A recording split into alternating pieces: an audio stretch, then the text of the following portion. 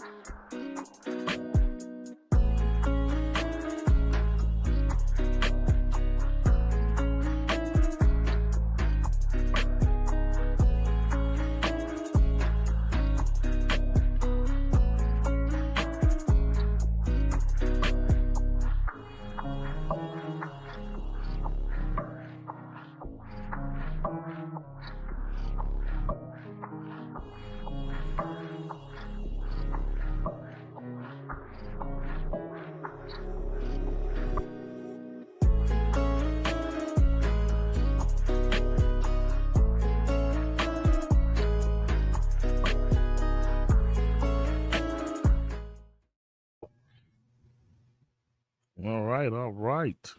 Greetings and welcome to the Unique Perspective Podcast. I'm your host, Charles Dixon. I'm here with my co-host, Mr. Adam Ford, and of course, our honorary member, Mr. Bruce Oliver. How are you, sir? Bruce. I am well, gentlemen. I am well. That's what's going on. What's new, man? What's new out here today? Man, I'm ready to stir some things up. Yeah, me and my guys, we participated in the Kaiser Permanente Wellness Wealth mental health expo. Nice. And the conversation was it was excellent, but it was too clean. Oh wow! Yeah, I need to stir some stuff up, man. I'm not feeling like myself. Okay. Hey, that's the only way to keep it real, right there. Stir it up. No doubt. Yeah, you got to stir it up. Yes, sir. What about you, Mr. Ford? Nothing, man. I've been chilling, bro. Just been going good. I got my little went to the DMV today, got my little license renewed and everything like that. Ooh, got it done. So you're feeling all accomplished now. I'm feeling accomplished on a Friday afternoon. Yes. Yeah. Ooh, now I can drive. I don't have to drive dirty. I can drive legal. Yeah, right. Not that I would ever do that. I'm too old for that foolishness. Come on. I don't care how old you get. It ain't no feeling like driving dirty. It's a little driving on the edge, Bruce. Driving a little bit dirty, you know. We've all done it in life. We're looking over our shoulders. Driving dirty. Who want to do that? You 50-something years old, still driving. Come on, bro. Take yourself down to the DMV and get your license. Stop playing. Got gray hair and everything, got a whole beard. You driving dirty. Let's go. Man, man, you know, on a not so positive note, I don't know if you all seen this video kind of surfacing around, but it was this dude.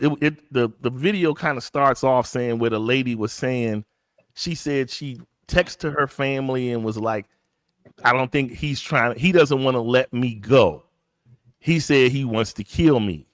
Right. This is what the thing said.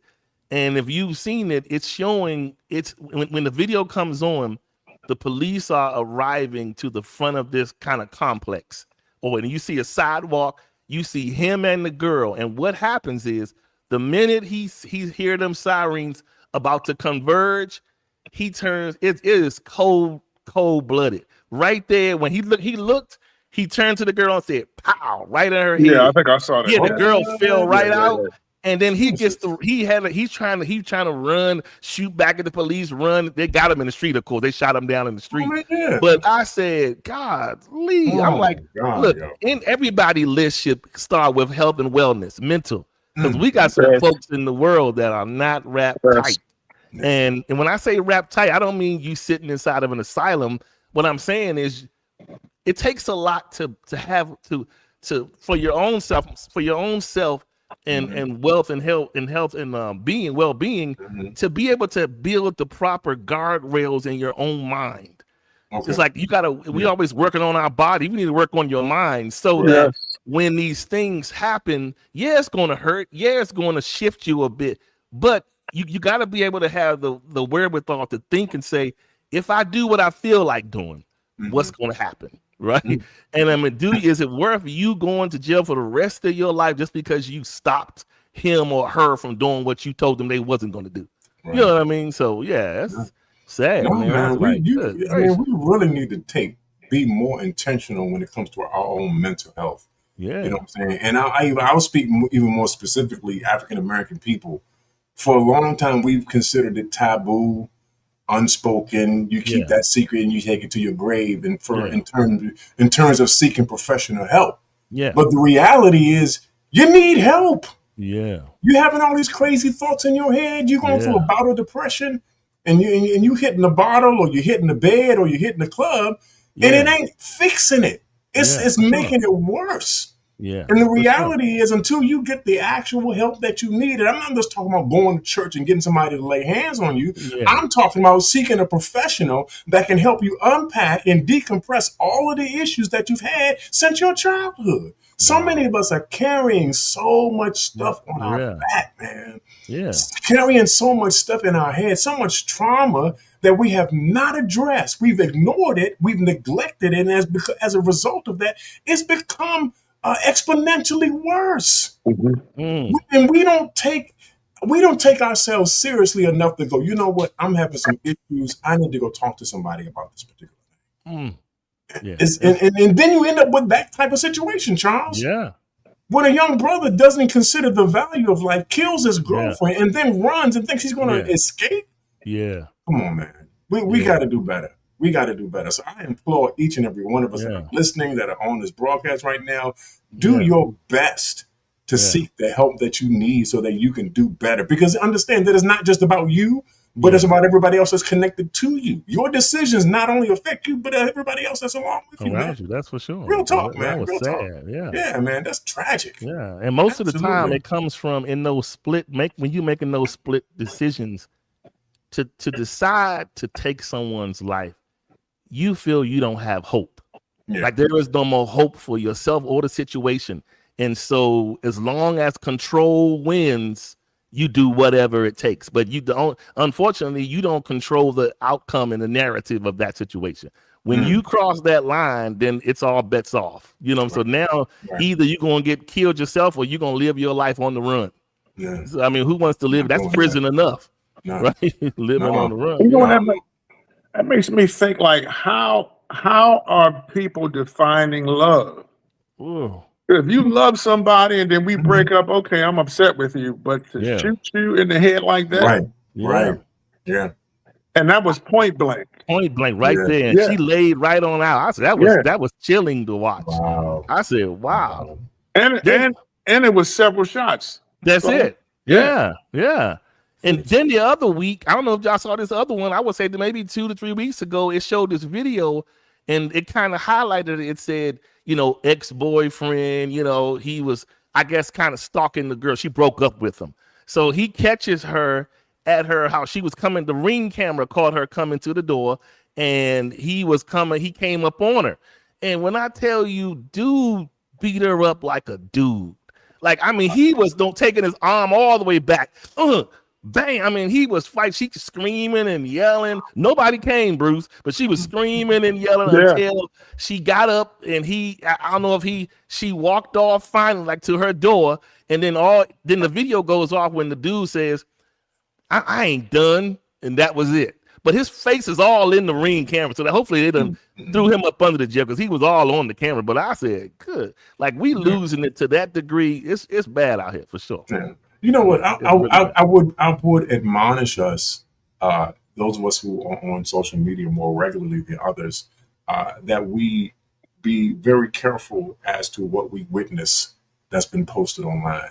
I really do believe that a lot of these things that are happening when people taking other people's lives or people committing suicide, do something to you. It's traumatic, man. Yeah. It's seriously traumatic. And I would just encourage us just to be very selective when we're looking at posts and things that are of a violent nature. Yeah. That they take a cost when you witness those type of things in your psyche, man. Yeah. Those things have an impact and effect on you. And you walking around trying to figure out why you depressed, why you having suicidal thoughts. It's because you watched that crazy video. Yeah. And I'm just saying, be careful. But yeah, it can just affect be you. It'll careful. affect It your absolutely subconscious. will affect you. Yeah. Be careful, man. I'm not trying to be nobody's dad. I'm just saying. Hello. Can't even Whatever, but be people. careful. No, for sure. I'm just saying, man. Some of that stuff that's on there, man, is not for your consumption. It ain't for you. Yeah. You know what I'm saying? I don't know who it's for, but it's not for you, and it's certainly not Yeah. for me because I don't subscribe to any of that foolishness, man. Yeah. That stuff get in your head, and now you walking around and you can't go to sleep because you having nightmares and night terrors. Yeah. You know what I'm saying? No. Yeah. No. Just trying to be selective with that stuff, man. Some of that stuff, just cut it off, man. Just get rid of it, man. Real. All right, man. Well, that's a perfect segue. So those two unfortunate situations that we talked about are food for the course. With why we're talking about today, we're talking about, we haven't had a show about this, Adam, where we're talking about a man's list, if there is one, right? Or if it's not just metaphorical, and a woman's list. You tend to hear, I have heard more over the years, women having the list kind of more of a physical list, whereas men kind of know the list when they encounter it. It either works for him or it doesn't, right? That sort of thing. And so it's one of those things where it's like, have we ever took the time to pay attention to that? I think it'll help both sides understand one another because, again, we can't expect women to think like us and they can't expect us to think like them. So the things that matter to us and the things that matter to them are important. So today we're going to get into it and try to, figure this thing on out. Mr. Ford, you want to take us on through with the readout? Here we go. Everybody has a list. Her list says, be intentional, be stable, be honest, be emotionally available, make me feel safe, be able to make me and make sure there's chemistry. His list says, be beautiful, be loyal, be peaceful, be supportive, be sexy without trying, respect me, and don't make love feel like a full-time argument. But here are the questions nobody wants to ask. When did standards become impossible expectations? When did preferences become deal breakers? And when did we start demanding a dream partner while refusing to become one ourselves? On this week's episode, we tap into her list and his list. We're breaking down the checklist, the double standards, the dating trauma, and the unspoken rules that everybody's swiping, talking, ghosting, becoming situational, and still ending up alone. Because maybe the issue isn't that there are no good men or no good women. Maybe we are overlooking them because they do not look like the fantasy in our heads. So let's dive into those journals and those lists. Let's get it. All right, man. That's good. That's great. So I'm going to follow right behind you, Adam, and I'm going to kind of touch on some brief framework so that we can dive into this from a holistic approach. And all of us and the guys and the women in the chat, you all can chime in as well. And let's go through this. So, okay, I'm going to go through a few topics, and I'm going to touch on the man and the woman, and then the real part afterwards, and then we can chop it up from there. So on the subject of money, her list framing, can he provide stability? The man is thinking, does she want me or my money? Or my wallet, right? So on the subject of looks, the women will say, I need genuine attraction. The man will say, I need a woman who takes care of herself. On the subject of peace, men are going to always say, I want emotional safety. I'm sorry, women will say, I want emotional safety. Men will say, I don't want drama. Okay. On the subject of ambition, the women will say he needs purpose and drive. Men will say her career cannot compete with the relationship, right?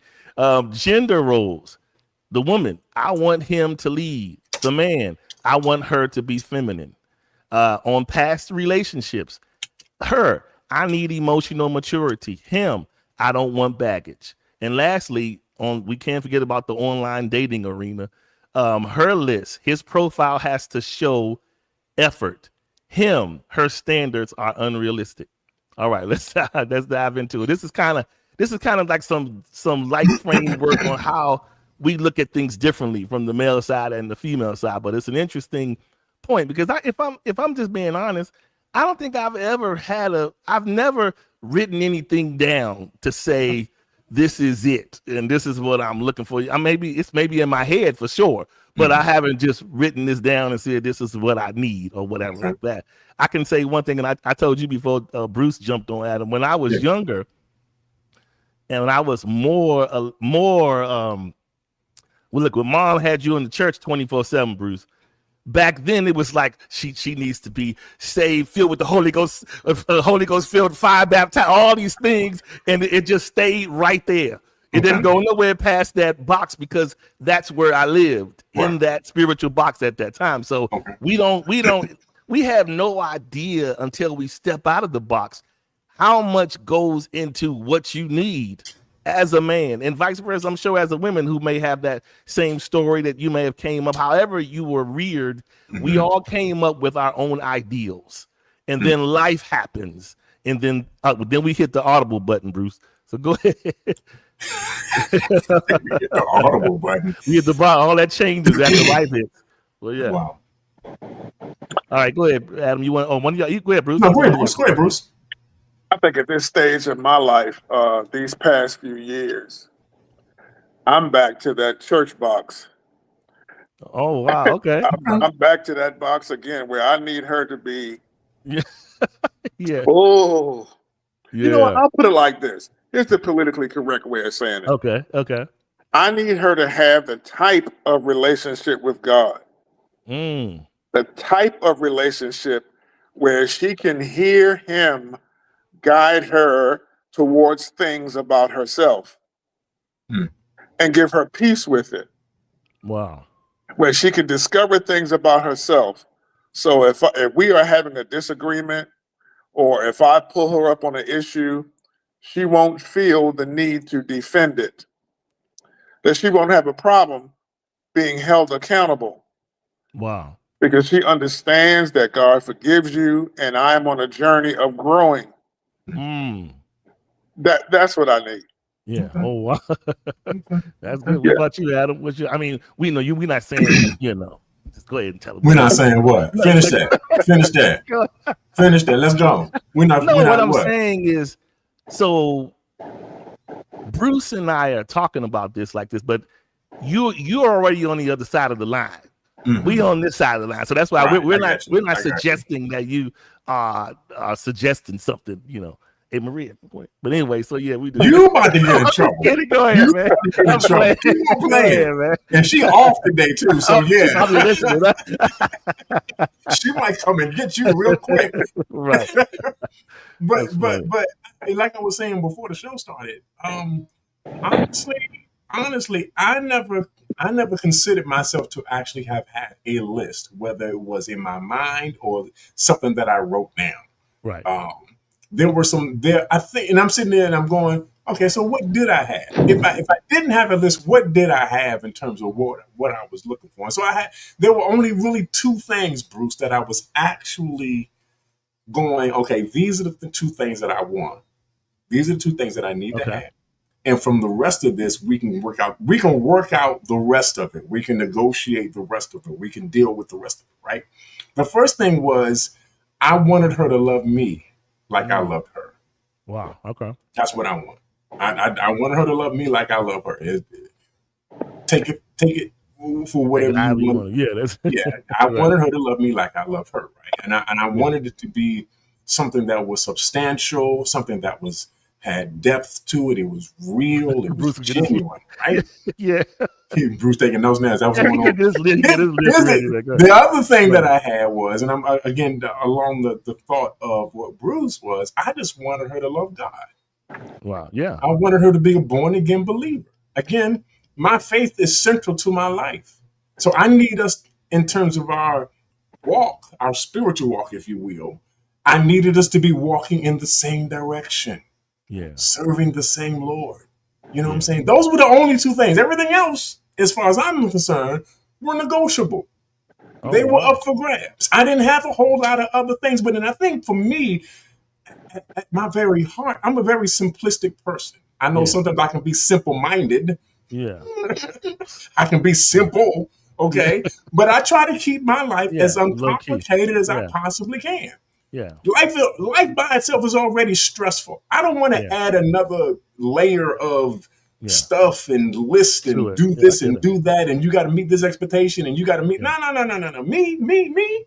Yeah. I wanted to keep it real basic because I am basic. I get you. I wanted to keep that list really easy, man. I don't want to make a whole bunch of hoops you got to jump through because I don't want to jump through a whole bunch of hoops. Let's be real, okay?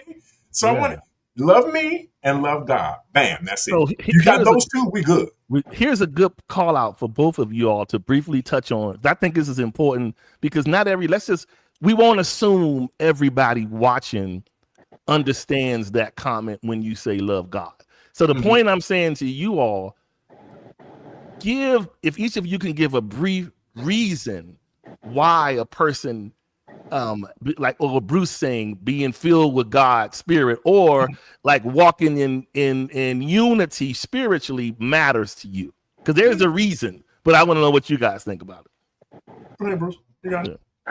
My relationship with God is no different than other people's. You know, I'm not up on Patmos, so I'm not some super high priest of kingdom and all that foolishness. So my relationship with God is this. If I am upset with my woman, right, for whatever reason, and I say, man, let me pray about it. I feel myself getting angry. Let me pray about it. And I begin to pray. Father, deal with her. She did this and she did that. And Lord, I don't want to say this and I don't want to say that. But I hear in my inner man, I'm not saying that I hear him say audibly, Bruce, none of that foolishness, man. But what I hear in my inner man is, you are who I am concerned about correcting. Wow. When I allow the Spirit of God to correct me, then I have the proper energy, the proper mindset, the proper tone of voice, the proper attitude to go and address her. Wow. So my relationship with God reflects back to me first. Yeah. I love God and I love others as I love myself. Got it. But I can't love myself if I don't know myself. So that's it. And God shows me the real me. Yeah. Therefore, I deal with me. Yeah. And then I go to her properly. Yeah. Oh, that's good. That's what a relationship to God with me looks like. Sure. Not that's just her coming speaking in tongues and all that. Right. Just call her back and tell her you sorry for cursing at her. Yeah. That's what God is telling you to do. Yeah. God ain't telling you to speak in tongues right now. He's telling you call him back and apologize. That's it. You know what I'm saying? Yeah. Simplicity. Right. What you think, Adam? Okay, so for me, my faith is everything, right? I don't get to live without my faith. I don't get to breathe without my faith. I don't get to exist without my faith. My faith is the reason why I'm in the area that I'm in right now, have the job that I have, live where I live. I am with the person that I'm with right now as a result of my faith, right? Having said that, I guess my thing, Bruce, would be the fact that my relationship with God is literally everything that I am, right? Yeah. And it actually helps me to have better relationships with other people, especially my wife, right? Yeah. Because my relationship with God is the template for every other relationship that I have in my life. Yeah. Wow. Here's my thing, right? Here's the thing that I'm striving toward. The way that he treats me is the way that I treat her.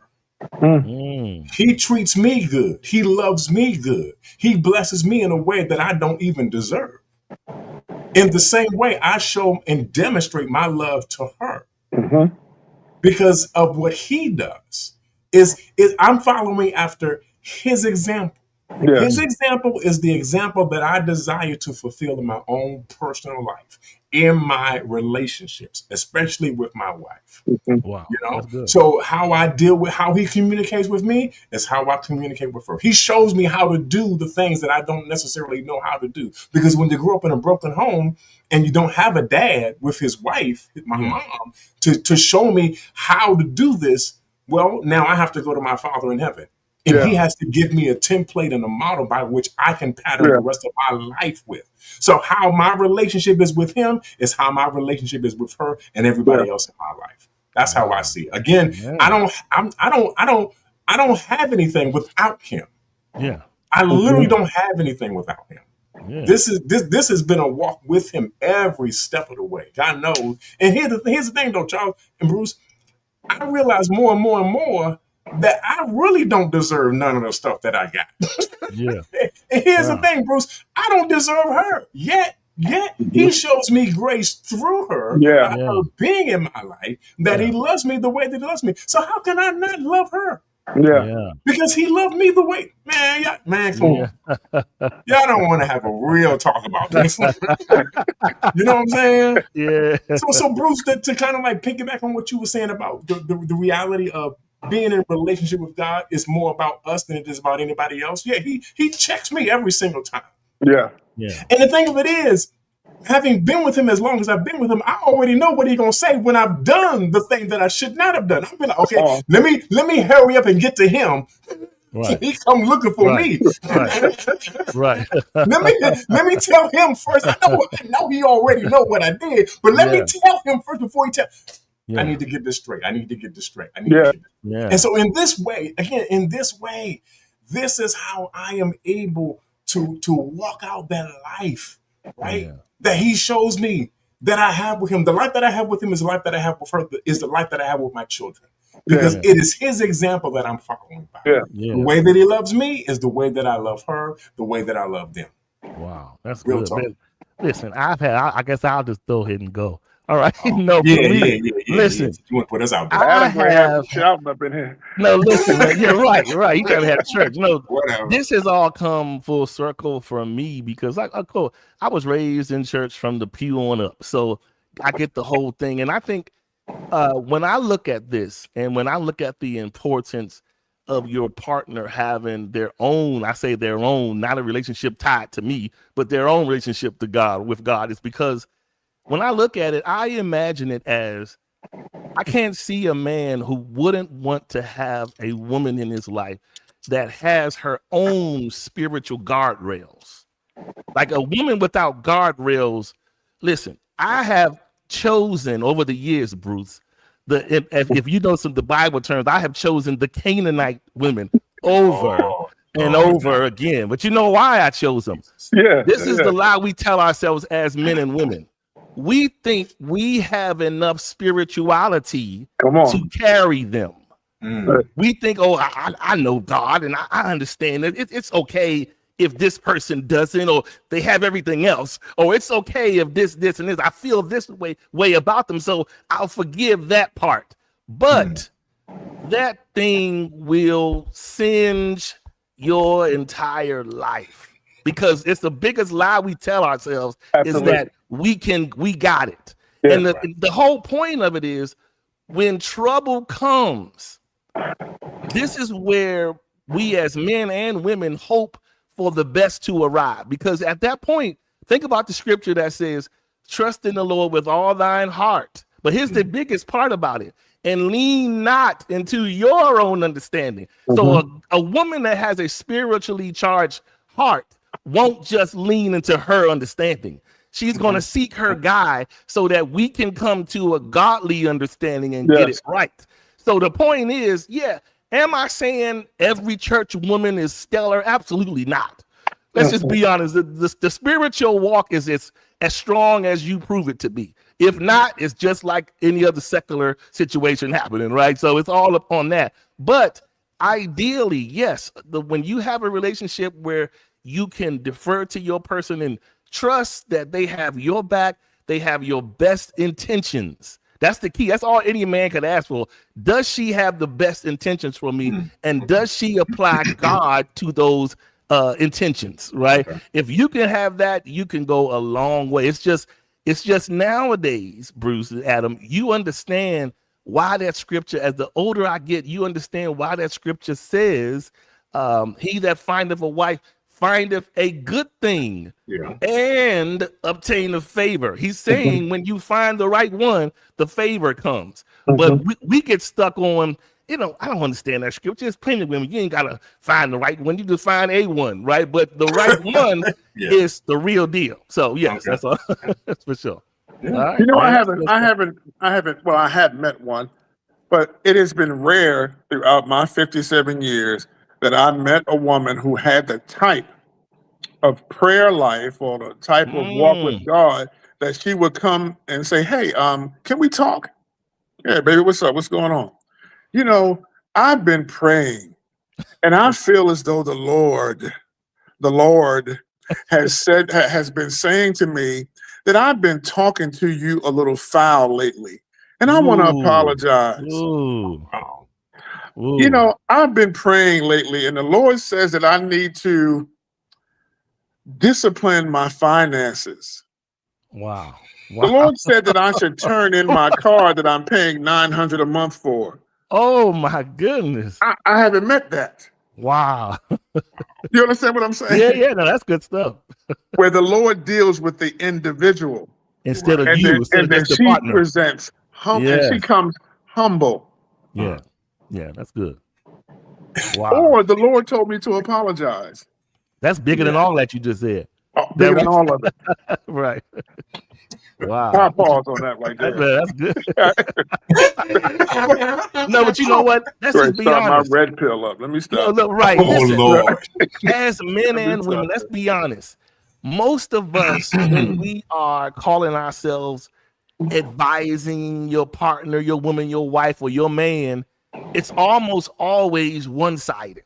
Like Bruce said, it's almost like God told me that to just kind of back up. I'm going to prayer right now because the way your spirit is, I need to be protected, as if I'm not his child too, right? I guess I'm just the bastard child, and you don't do it protected. So the point is, God. you're right, but it's hard. It takes a big-hearted person to say, I was wrong. And I don't think women understand the power of that one thing.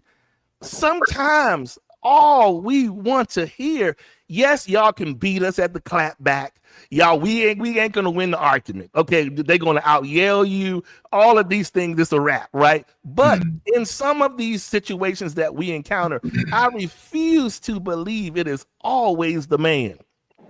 And sometimes what we want to just it would go so far, Adam, Bruce, for sometimes for someone to just simply say, I think I'm sorry for how I approached things yesterday. I might have went too far, and I'm sorry if I said some things that offended you or whatever, right? On both sides, but most of the times we don't get that a lot of times. If I think about years of arguments, disagreements, sometimes, but not a lot. It's mostly waiting for you to correct it. You know what I mean? Yeah. Those things are at the top of my list. Yeah. Okay. Go ahead, Adam. You ready to come down the street with the broom? Come on. I don't know, man. y'all starting all kinds of fires and fights right now. But I get what you're saying. You want to be with somebody who appreciates you and acknowledges you enough that they are willing to hold themselves accountable to. Yeah. That is a fair expectation. That's a reasonable expectation, right? Yeah. That when we are having a problem, we're having a disagreement about something, that we can both be mature enough to be responsible for our part in it, and then want to work toward a solution. Yeah.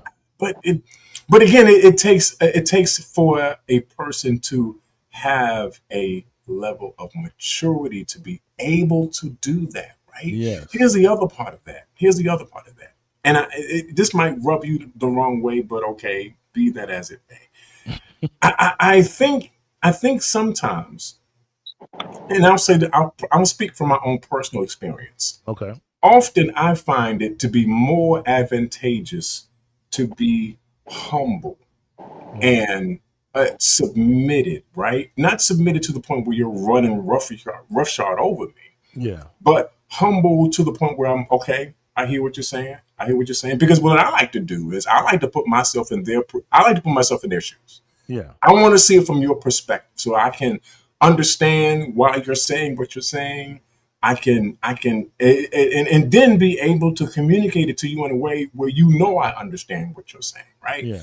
So I think it takes for me to be humble in that regard. And I'll say it like this, and I'm gonna put it all the way out there. As a man, as a husband, I understand that for my house to be a place of peace, to Yeah. be a place where things are cool and we are good, and we can have discussions that may not necessarily be the easiest discussions to have. I know I set the tone for that. I set Yeah. the temperature. I Yeah. set the thermostat for that because I'm the guy. I'm the Yeah. man. I'm the Yeah. one who does that. Everything else that happens as in my house is a result of what I do and what Yeah. I allow to happen. I Yeah. set the tone. So Yeah. if there's going to be a moment, Bruce, where they come to me, she comes to me, and she says, "Well, I'm apologizing for this, that, and the other." You know why that happens? It happens because I said it first. Yeah. Wow. Yeah. Yeah. Wow. Yeah. Wow. It happens because I set the tone for that to happen. I Yeah. create the atmosphere. I create the Yeah. environment Come on, Yeah. sir. for there to Yeah. be accountability and an acknowledgement and appreciation.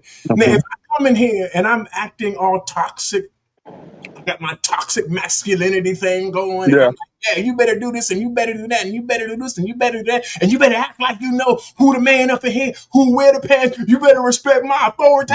If I bring all of that in here, then guess what? That gets reflected back to me because Yeah. that's what she sees me do. Yeah.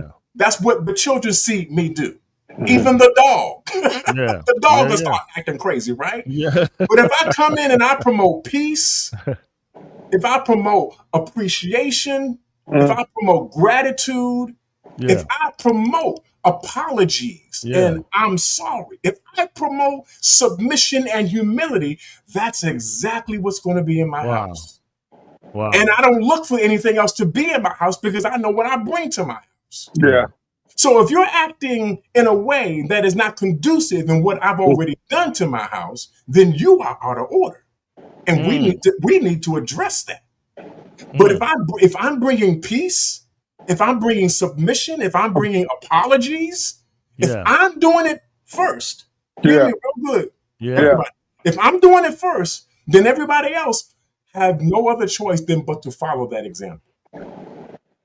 This is Real talk. why it is so important, Adams. We can't leave this part out Mm. because what you said was spot on, but it only works when you have the right reflection in front of you. True that. Not every woman or man let's just say if a man is setting the tone, if he doesn't have the right recipient to receive the tone and reciprocate it, it's null and void. How many times have we seen the man, I'm sorry, I did get you weak, get out of my face. Nothing is reflected, right? It's just he's saying what he's saying, but it's not falling on the right ground. That's what I'm saying. Yeah. What I would say real quick, I mean to jump in, but what I would Yeah. say to that is then we need to be very, very particular, Bruce. We need to be very Yeah. selective as to who we choose. Yeah. Because what will happen is you will create a Yeah. monster that you did not intend to create. Yeah. But now you gotta live with this. Yeah. Because this is the person that you selected. That's it. That's why it's so important. That's what I'm Yeah. saying, right? And Yeah. again, I'm not saying that there isn't a way to rectify it, but if you make the right choice from the beginning, if Yeah. you select the right one from the beginning. So here's a quick question. Here's a quick question. And again, we've kind of gone there, but I'm gonna do this to it All anyway. right. So in our ability to select and choose and this one and nominate that one and, Yeah. and this one's a Yeah. candidate and this one's a Right. prospect, right? This is Right. in our doing this. My question would be, what is God's list for you? Since we're already there, we're already there. Yeah. Because in my estimation, from what I've experienced, if I go according to the list that he has, then I'm not going to choose who he wants me to be with. Yeah. Who's going to benefit me and who I'm going to benefit. If I go according to his list, here's the problem. The problem is we all have our own individual list, and there's nothing wrong with having your own individual list. Absolutely. You should definitely have a list, right? But as much as we're talking about alignment and within the relationship scope, is my alignment according to his list? Am I aligned? Is my list aligned with his list? Real question, right? Real talk. Because if I'm left to myself in terms of what decision or who I would choose, then I only have limited information as to who I choose. The limited information is how she looks, how she dresses. The limited information is what she's willing to tell me during the day, the conversations that we have. But if I go according to his list, Charles, he has much more information. He has a better assessment. And he knows far better than I would how this particular person will fit in my life and how I would fit in their lives. So again, the question is, whose list are we going according to? Wow. Do we ask him for his list? Wow. No, we don't. You don't ask him for his list because his list is like, well, you can't do this when you can't. No. Because that's how you feel. Yeah. It's cool. But do you have his list? Yeah. Because he has a list for you. Yeah, I guarantee you. And his list is so much more better than your list. Yeah. His list is so much more comprehensive than your list. His list is so much more thorough, so much more depth, so much more substance than your list. So I'm gonna go according to what he got. And you know what? I'm passing to you, Bruce. You know what the thing about this whole thing is? If we're honest, Adam, what you said was the perfect segue into it, because technically the list conversation, period, is one of the most hypocritical conversations, because rarely are the people with the list the exact mirror of it. It's typically, I want this person to be way over there and amazing, while I am very underserving over here. But I need this person to be like that. And so if you're going to have a list, ideally, you want to be able to stand behind your list against what you want. But the truth is, we don't. We always are aiming high and aiming better. You ever heard the terms, when people get married again, or you married up? Or they're trying to say you made a choice with someone who leveled you up. Okay. Right. The person leveled you up. And so again, what does that mean? Because when I heard somebody say that on something I was watching today, and they were at a dinner table and someone says, "Oh, nice to meet you." The guy was introducing introducing a female friend to his wife. And she said, "Oh, she's nice. You married up," because the lady's like, she's some kind of big, she's like a big CEO. And so it made the guy immediately look like he was just the opportunist that went to find a woman with money. He looked so awkward when she said it. I almost wanted to say, why would you embarrass the guy and say it? Because the dinner was over after. His face was like, really? So she was basically saying, you went out here and got this rich woman, pretty much. So we definitely gotta do better with these decisions and looking at, like you said, these lists. What are we leveraging them against? Our flesh or his will?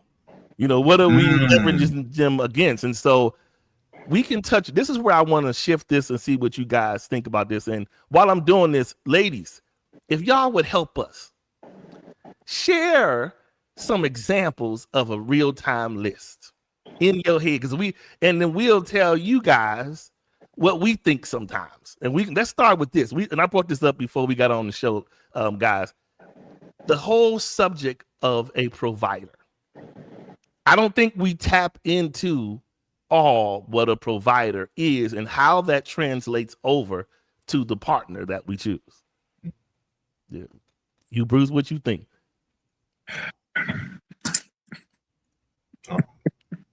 Bruce, You okay, Bruce? You all right, man? Bruce got to think about that. He's like, I'm still. I'm gonna answer the question, but I'm still chewing on what Adam said about our list, oh God's list. yeah. If I'm you think about thinking, that, because when I thought about it, I was like, no, I haven't really asked God for his list, ooh, to be honest, Yeah. because I'm thinking that I had the freedom, the free will to choose what I felt. Lord have mercy. I got you. What I felt was suitable for me. Right. Yeah, so that's about to take me into another week of 4 hours of talk. Can I jump in real quick? Let me just jump in real quick. I'm just gonna Go say ahead, go ahead. you absolutely do have the freedom to choose. You absolutely do. He gave us free will to enable us to be able to choose. Here's the issue. The issue is, what do we choose? Yeah. You know what I'm saying? And this is why we have to refer and defer to him, because he knows far more than we will ever know about the person that we're thinking about. It's not that you can't choose them, Right. but I guess he wants you to seek his opinion about the matter. Ask what he thinks about this. And then from that point, you're directed as to what you should do. That's what I was going to ask. I was going to say, well, what does that look like to people who don't know? Because we sometimes in the spiritual realm, we'll say things like, see what he says. And then it's like, well, how does the answer come back, Adam? Like, what does the answer coming back look like for the person to follow the directive? I'm not saying this to you. I'm joking. But I'm saying people who don't understand that application will say that. But then it's like, okay, anybody can get off this live and they're in a thick relationship. They're going to say, God, I know I didn't consult you, but is this right? And then all of a sudden, the first video to come on TikTok, if he don't do that, ladies, leave him alone. God spoke to me, and then that's it. So that's not God all the time speaking to you. So the thing that we're missing here, Adam, in order to hear from God, you have to be connected to him. Absolutely. He's just not throwing words at you without a relationship. Yeah. So that's all. That's all. No. I think I don't want to make this. My thing is not to make it more complicated. My thing is to simplify. It's not that difficult. Again, prayer is just communication with God. It's not. You can be on your knees, but you don't have to be on your knees. Often I'm in my car driving to wherever I'm going, right? Often I'm in the shower talking to him. And often he will speak because we're on talking terms. So I know what his voice sounds like. He knows what my voice sounds like, and he speaks directly to me. Again, simplify. It ain't that complicated. If he speaks to you through TikTok, okay, fine. Just make sure you know that it's him for sure. Okay, it ain't gonna be nothing conflicting in his word. He's not gonna sit there and contradict himself. That's the one thing. That's the real test right there in terms of you validating and confirming that you actually have heard from the Lord. He does not contradict his word. He confirms his word, but he don't contradict it. Okay. Anyway, we done got off subject. Somebody done took us all the way to Bible study. My bad. Oh, man. Go ahead, Bruce. Go ahead. The way I was. So you know how the scripture says, be transformed by the renewing of your mind? Yes, Romans 12. What I am in the process of getting renewed is what the OGs taught me. I hear you. What the dudes riding down the streets in the Mercedes and the Cadillac, Charles, you know what I'm saying? Yeah, for sure. When they saw my first heartbreak, they said, boy, come here, go get me a soda, come sit down here, let me tell you a few things. Those things is what I am allowing my mind to be renewed from. So out of that earthly wisdom, that sensual wisdom, I was told that a provider is not just financial, but you provide your woman guidance. You guide your woman in every aspect of her life. Not that you are dominating her or that you are controlling her, but in every path that she decides to take, you are giving her strong advice on what you think she should do. Wow. So that has been my understanding of a provider, not just financial, but I also provide infrastructure. Yeah. I provide you a place where everything you touch should turn to gold because you're listening to me. Mm. Lord have mercy. That's how my mind has been shaped. Okay. Right. To define what a provider is. Okay. That's good. What you think, Adam? What was the question again? About your views on the whole provider deal. I mean, yeah, okay, yeah. The man is definitely, I do believe that is a role that we fulfill in today's time. I mean, to be honest with you, economically, the both of us need to be providing. I'm just saying, from an economical, financial perspective, the both of us need to be providing, and I think that when you approach it, see, I guess I'm not a traditionalist. I'm not a traditionalist when it comes to that, right? Okay. Because I'm about to do the Bible study thing again. Listen, no, because I understand that we have functions and we have roles, and we do things based on our capability, our ability, the capacity that we have to do certain things. I know my wife does certain things better than I do certain things. And I do certain things better than she does certain things. And so whenever there is a gap in that, either one of us step in based on our capacity, based on our capability. So as far as providing is concerned, I guess when you're coming from a sustenance, financial, monetary, currency perspective, yes, that's my role. That's what I do. You know what I'm saying? But right, Bruce, I'm with you. I'm on the way with you in terms of it's not just the financial thing that I provide as a provider, but I also provide emotional stability. I provide mental health as a provider. I provide peace and, like I said before, peace and security within my home. In terms of me making the atmosphere the way that it's supposed to be, then I provide that as that. You know what I'm saying? But here's the thing that I want to kind of add to what you just said, Bruce.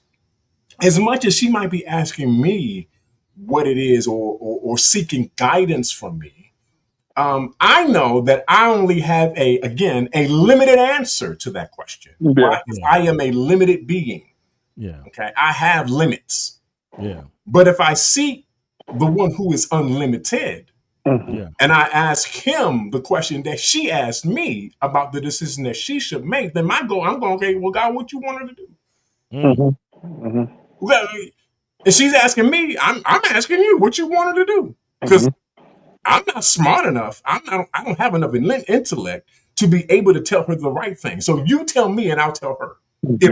If you haven't already told her. Because I also believe in having a relationship. So it ain't just me having a relationship with him. This is why I said at the beginning that she ought to love God and be in a relationship with him. So when he skips over me, he talks to her.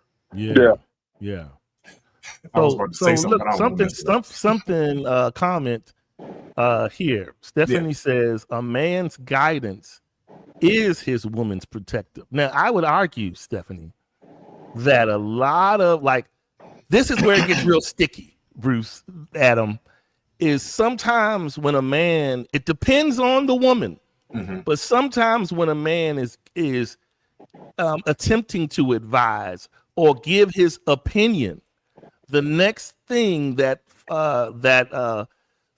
follows that, Bruce, is don't try to control me. And so this is what needs to be definitely put out there. If you are asking a man to assume his role as a provider, then what you are telling him to do is to become the game manager you were created to be. God created me to manage the situation. He gave me the foresight. He gave me the ability to make some decisions and to consult my rib for the others, right? And align before we make a mutual decision. he gave us that. But the thing is, this is where it gets to the point of us having the responsibility of choosing correctly. Because just like with a surgery, when you go and call, you ever seen people that had those bone marrow surgeries and how difficult it is to get an ideal match? Well, that's what it's like when you are with a person and you're attempting to manage the love of the relationship as the lead. Managing is being a provider is not just I'm covering the mortgage and I got your car note and all these things. It's not just economical. If you're talking protection, he's going to say to you, you're going to say, oh, me and so-and-so, we get ready to go and hang out by the so-and-so. Oh, you didn't see on the news the other day, they said, be careful, because over there, they've been having carjackings and a couple of folks got raped.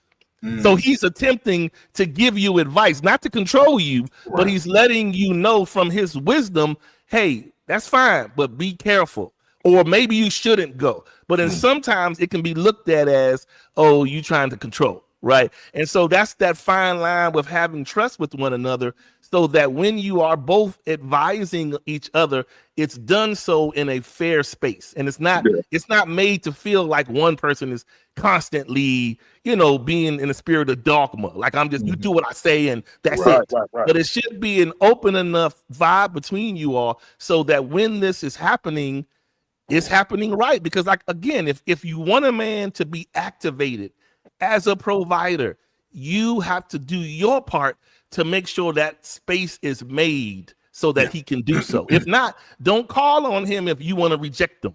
Yeah. You get much? Yeah, that's all. Now, all right. You know what my monicum is. So my biggest thing is always the soul tie. Oh, wow. Being in current relationships, but having our histories that we haven't been delivered from. Yeah. From former relationships. Wow. So if you and a former person that you were in a relationship with had a challenge in which was left unresolved, and now in a similar area, you are with me now, and you are bringing that situation to me. Yeah. And I tell you what I think you should do to resolve it. Ooh. And the information that I give you and how I think you should resolve it, it triggers you. Ooh. Because when Terry did it back in the last relationship, it was left unresolved. Wow. In you, it was left unresolved. Yeah. So now that it looks similar in our situation, you are bringing that energy up to me to try to resolve the situation that you brought to me. Does that make sense what I'm saying? Wow, absolutely. Yeah. How do we deal with that? Because let me say this last thing. When we talk like this and we do lives like this, and we speak on the things of God and the power of the word and how it doesn't come back void and all that stuff, right, Saul? Yeah. We speak very ideally. Yeah. True. But not realistically. Yeah. And not realistically. Yeah. So when we give guidance to these women that we're giving guidance to, women, not Adam, because Adam is married. Yeah. But in our relationships, we're giving guidance to our woman, and she's giving us back the unresolved energy. How do we deal with that? Wow. So I look at it like this. So I'm going to take it from a scripture reference and not a scripture reference, but a spiritual reference and bring it over to this side. I don't know about you, Adam, but I remember in times in church, I've heard certain sermon, one sermon in particular that comes to mind, where the preacher said, have you believed since you've received? Like saying, when you found Christ, was your spirit yielded to now believe without the soul spiritual ties of your past? Are you submitted to follow him fully, right? And so it is in the natural. When we come over into relationships, we come over with former ties elsewhere, soul ties. But when we come into the relationship, I'm of the belief, Bruce, the reason we run into these ebbs and flows and that kind of spirit lifts its head is because we haven't fully submitted Terry, Kevin, and Donnell. We carry them still, right? And vice versa for the man. We carry those spirits, and it's to me, it's very showing when we show up fighting and with our chest up and we all are super guarded. It's like, are we going to be free and mutually submitted to this?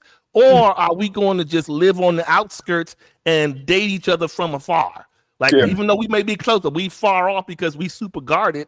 And, you know, I don't want to submit first, and she not submitting, so I'm going to stay right on over here. So if we carry that thing, no one gets better. And let me tell you the other part about carrying those soul ties is the first time you have a conflict is the easiest route to go right back to one of them soul ties, because you never cut them off in the first place. Even if you call yourself saying you blocked them or they don't call me or I don't call them, but the minute something seems bleak where you are, hey, I saw that you called 6 months ago.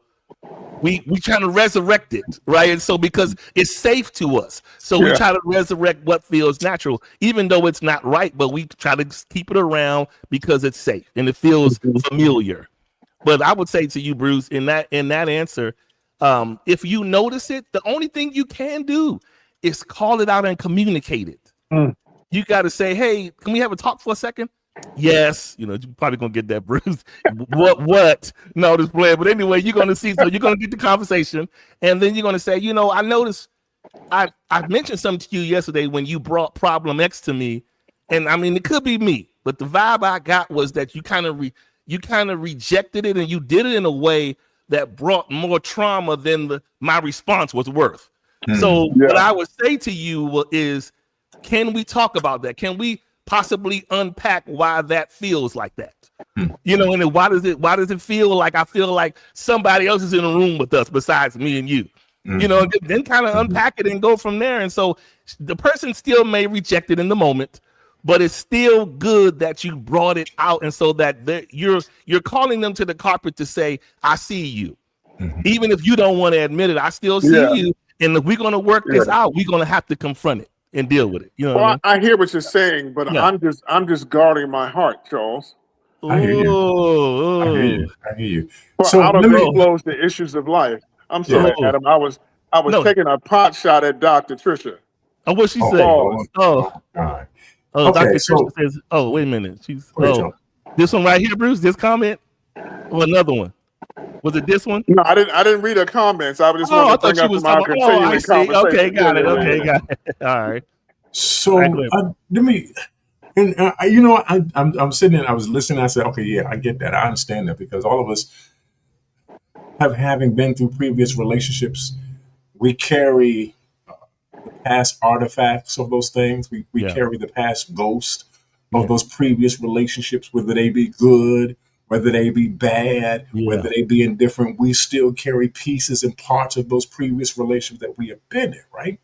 So, and I'm probably going to get a little bit of trouble for this, but I'm going to do it anyway. So I remember being in the car, and I was with Maria at the time. We were having a conversation. This was before we got married. This was like we were only been dating for maybe 6 months or something like that. And we were having a conversation about something.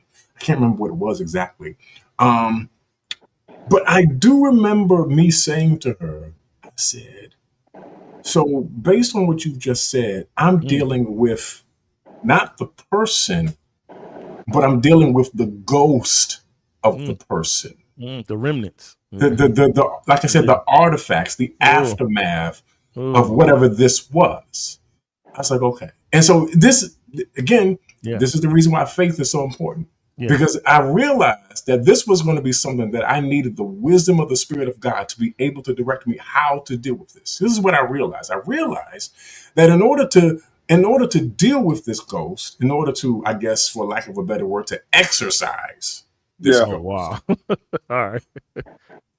That we needed to create a new paradigm We needed to create a new dynamic that overrides the previous dynamic. It's like when you had those old cassette tapes, right? Yeah. You had those old cassette tapes. You remember those old cassette tapes? Yeah. You put it in there, and you had one song Record on there, over 'em. but then you could record over 'em, yeah. those tapes. You could override what was previously Yeah. there by recording something new. Oh, that's good.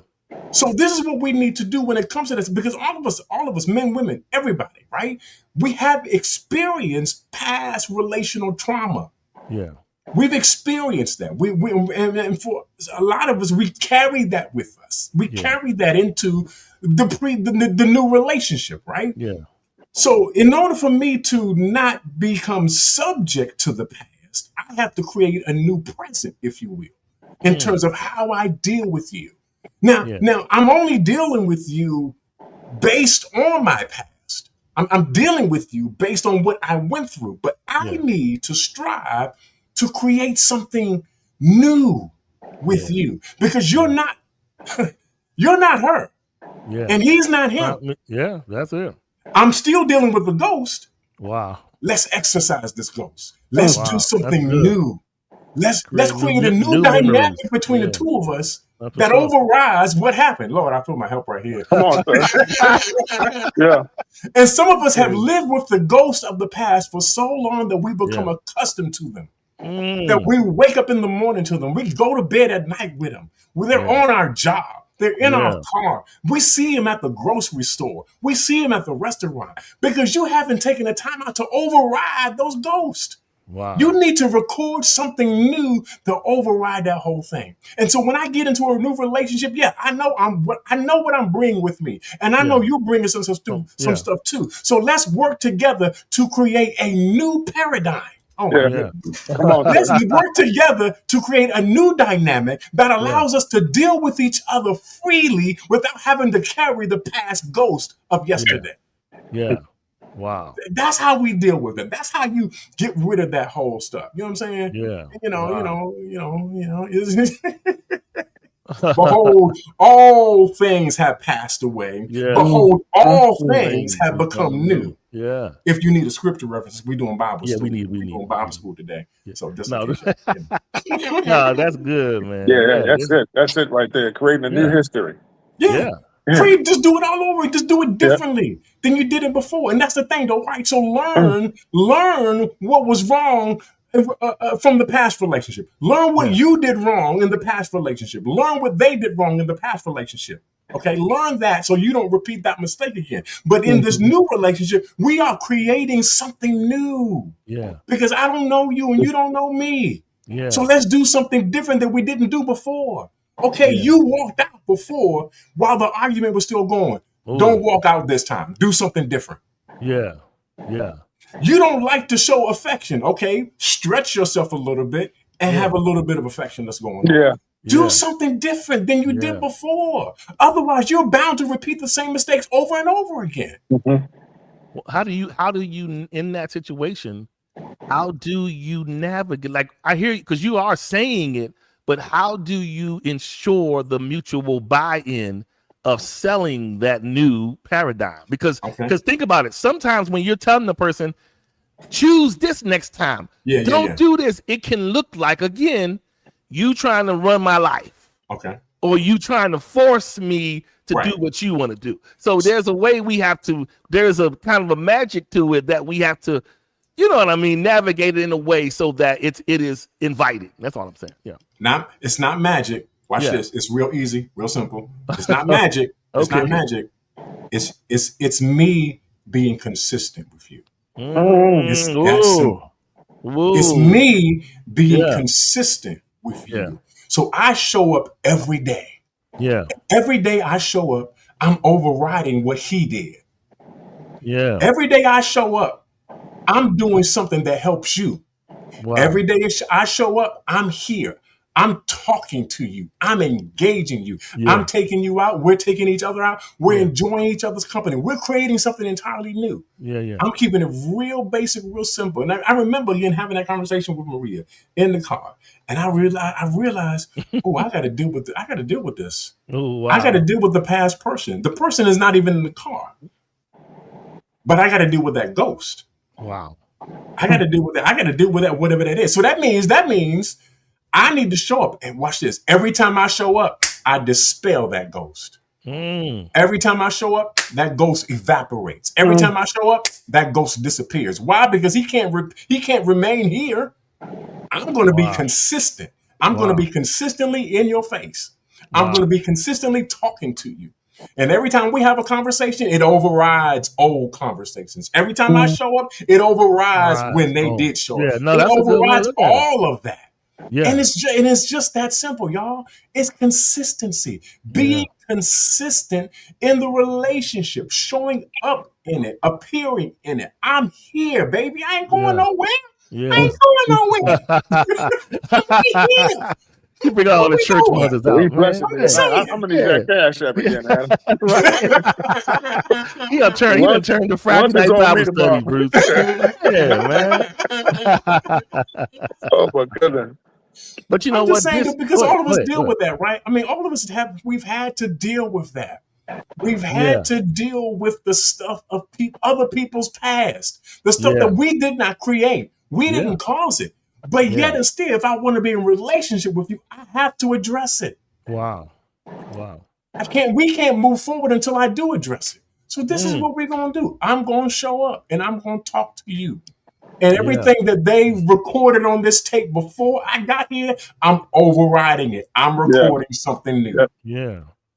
And this is why, Adam, this is why we're having this conversation today about lists. But this is why it is so important to choose right. Yes. Because here's the thing. Consistency and intention are expensive commodities. And you just don't have that for anybody. Consistency is only for that person. Let's just call it what it is. I think the thing we get wrong in this whole thing is every man and woman you show up to is not going to spend consistency on you. It's only if they see the ROI for their life through you that they can say, you know what? I don't want this person to think or doubt me at all. So I'm going to be a pillar of life in their life so that they know that I'm here. But the thing is, again, that just doesn't come for anyone, especially for a man. He's going to give it where he see it fit best for his world. He'll give it all, but it needs to be there. That's all I'm saying. We can't leave that part out. That's powerful. That's powerful. Yeah, man. But you go ahead, Adam. You still preaching? Go on. You still got the mic. No, I'm teasing. Go ahead. He in his mode. Go ahead. No, I'm ready. I'm ready to eat some food now. Okay. Go ahead, Bruce. Go ahead, Bruce. Take us on to the boardroom, Bruce. Go ahead. Man, Bruce, you done summoned. I told you. Maria put it out there. Maria says, I remember very early in our relationship, Adam told me I am not that dude.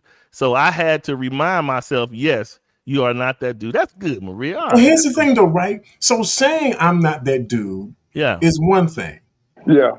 Showing up consistently, demonstrating that I'm not that dude is entirely something else. Yeah. Because now what you've done is not only have you said that you're not that dude, but you're showing that you're not that dude. I'm not that girl. I'm not her. I'm not him. I'm me. And we don't do what they did. Yeah. We show up every day to work this, to make it do what it's supposed to do, right? We show up just like you show up every day on your job, right? Yeah. You better not miss a day. Yeah, you better believe it. You better not, or they're gonna dock your pay. You're right. If they let you keep it going, right? That's you know what I'm saying? And that's what we need to do in your relationships. I'm here every day showing you that I love you. I'm showing you consistently. Love is consistent. If it ain't nothing else, it's consistent. It doesn't take a day off. It shows up every day to express to you the commitment that I have towards you. Yeah. So that the people of the past no longer have a place in our present and have nowhere to go in our future. Wow. So what I'm doing is I'm showing you this is us. This is what we're gonna do. Me and you, let's go. Let's roll with it. Wow. Now, Maria, tell us what really happened in the car. No, I'm just You playing. know Anyway, what? no, You I'm wanna just keep kidding. No, playing, I'm man. kidding. Keep on playing with it. No, Keep I'm on kidding. playing. Keep on But playing. no, She gonna man, come that's some get you. good stuff, man. No, that's for sure. That's like you're saying. If we really want it, Mhm. then we'll do whatever it takes to keep it. Yeah, That's really the real bottom talk. line. If you really Real want talk. it, you got to do whatever it takes to keep it. And sometimes I've been guilty of this. Sometimes whatever it takes may not seem fair, Bruce.